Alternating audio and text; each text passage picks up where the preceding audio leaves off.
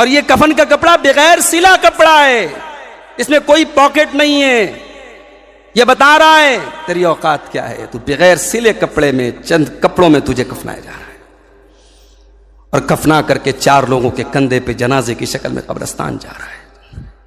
اور قبرستان جب جاتا ہے مٹی دے کر کے لوگ ایسے ہاتھ جھاڑتے ہیں. یہ ایسے ہاتھ جھاڑنے کا مطلب سمجھتے ہو؟ بس یہاں تک آپ کی تعظیم کر دی، اب آپ اور آپ کے اعمال جانے.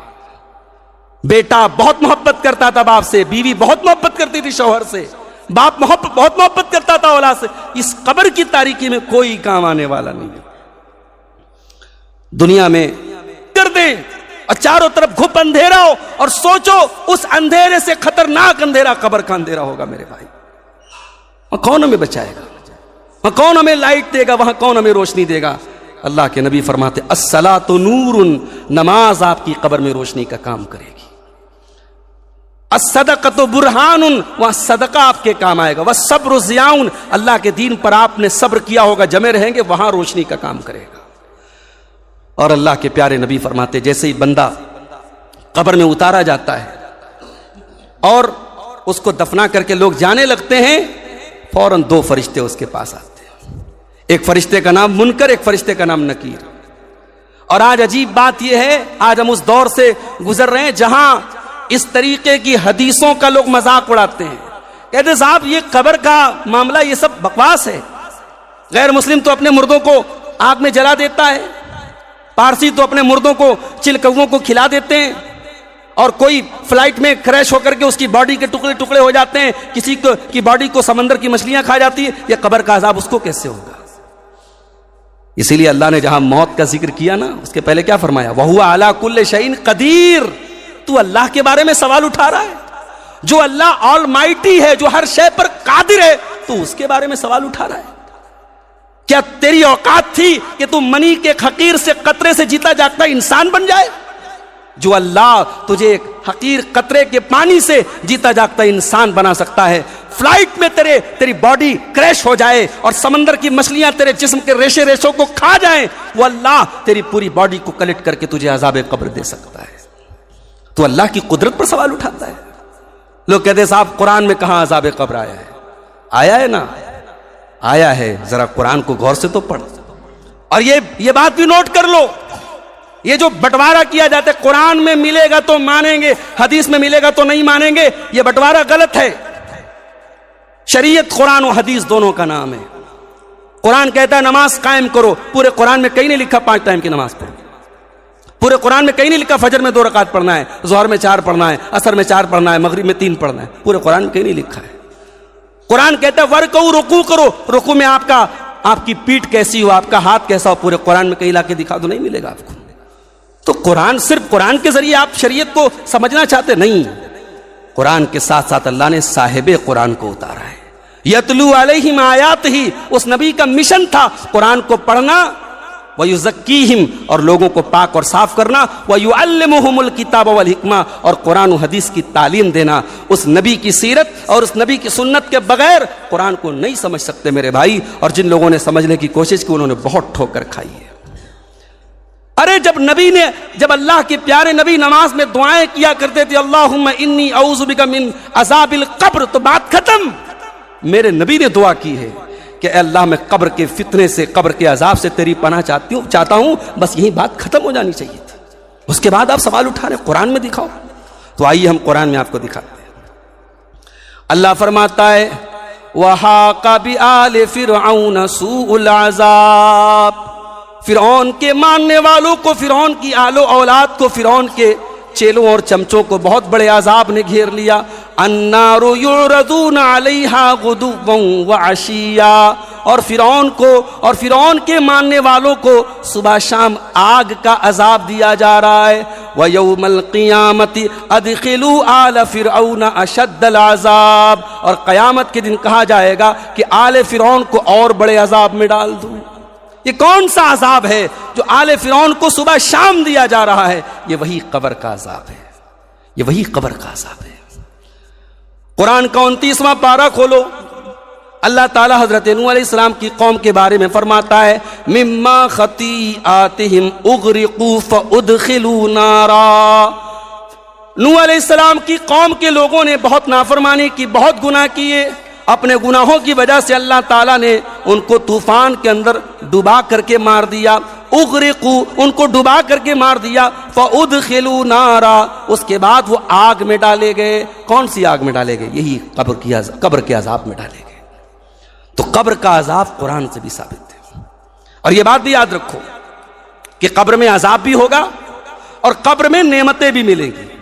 جیسا انسان کا عمل ہوگا، جیسا انسان کا عقیدہ ہوگا، عذاب کے لائق ہوگا تو عذاب ملے گا، نعمت کے لائق ہوگا تو نعمت ملے گی۔ عذاب قبر کا بھی ثبوت ہے اور نعیم قبر کا بھی ثبوت ہے، بلکہ اللہ کے نبی فرماتے ہیں کہ قبر انسان کو دبوچے گی۔ ان للقبر زقتتن، قبر انسان کو دبوچے گی، نیک کو بھی دبوچے گی، برے کو بھی دبوچے گی۔ دبوچنے کا مطلب ہے کسی کو کس کے پکڑ لینا۔ قبر انسان کو کس کے پکڑ لے گی، دبوچ لے گی، اور اللہ کے نبی کہتے ہیں اگر کوئی بچتا اس عذاب اس قبر کے دبوچنے سے، اگر کوئی بچتا تو سعد بن معاذ بچتے، مگر وہ بھی نہیں بچے۔ یہ سعد بن معاذ کون ہے؟ میرے نوجوانوں، کبھی موقع ملے تو سعد بن معاذ کی سیرت پڑھو، اللہ کے نبی کے صحابہ کے بارے میں پڑھا کرو۔ نہیں پڑھتے ہمیں نہیں موقع ہے، ہمارے ہیروز تو کچھ اور ہیں۔ کسی نے کسی کرکٹر کو ہیرو بنایا، کسی نے بالی ووڈ کے کسی ہیرو کو اپنا آئیڈیل بنایا، جو ہمارے اصل ہیروز تھے ان کے بارے میں تو آج ہمیں کوئی نالج ہی نہیں۔ میں کہتا ہوں یہ بچے قابل تعریف ہیں، یہ ہمارے امام صاحب کی محنت قابل تعریف ہے۔ کم سے کم یہ بچے کل جوان ہوں گے، دین کی موٹی موٹی باتیں ان کو معلوم ہوگی۔ آج ہماری نوجوان نسل کا یہ حال عالم ہے کہ آپ صحابہ کے بارے میں، نبی کے بارے میں، اسلام کے بارے میں موٹے موٹے سوالات کر لیں، 100 میں 90 لوگ آپ کو جواب نہیں دے پائیں گے۔ اللہ کے رسول کے بارے میں بنیادی باتیں، بیسک باتیں آپ پوچھ لیں، 100 میں 90 لوگ جواب نہیں دے پائیں گے۔ ہماری قوم کا دینی نالج کا معیار اس حد تک گر چکا ہے میرے بھائی۔ اور لڑکیوں کا معاملہ تو اللہ خیر کرے، ہمارے یہاں عورتوں کا معاملہ تو اور برا ہے۔